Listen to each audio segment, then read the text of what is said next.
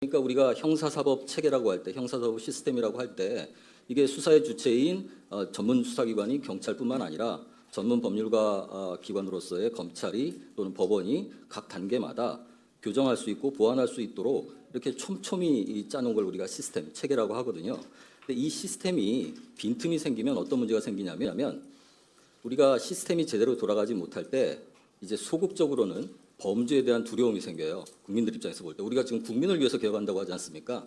그러니까 국민들 입장에서 볼 때 형사사법 체계 시스템이 제대로 돌아가지 않고 빈틈을 보이기 시작하면 소극적으로는 범죄에 대한 두려움이 높아져요.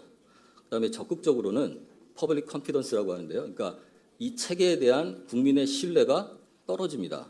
그러면 범죄에 대한 두려움이 언제 높아지고 체계에 대한, 정부에 대한, 형사사법 시스템에 대한 신뢰가 언제 떨어지냐면 그거는 무슨 범죄율이나 검거율이나 이런 추상적인 수치 때문에 왔다 갔다 하지 않습니다. 뭐냐면 경찰이든 검찰이든 책임지고 수사하고 피해자를 보호해줄 기관들이 그걸 실패할 때, 그러니까 장윤기 사건처럼요. 또는 권한을 남용해서 피해자에게 오히려 2차 가해를 할 때 이런 사건, 강력사건, 흉악사건의 피해자는 대체로 취약한 피해자예요. 여성과 아동과 노인입니다.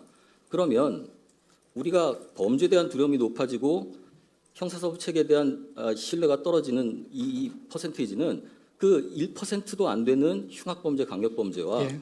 1%도 안 되는 그 취약한 피해자에 대한 수사 실패이거든요. 그렇기 때문에 시스템이 있는 겁니다. 그렇기 때문에 한 기관이 그런 빈틈을 메꾸지 못하고 국민들에게 범죄의 두려움을 높이고 체제에 대한 신뢰를 떨어뜨릴 때 다른 기관이 전문적으로 보완을 해주라는 거거든요.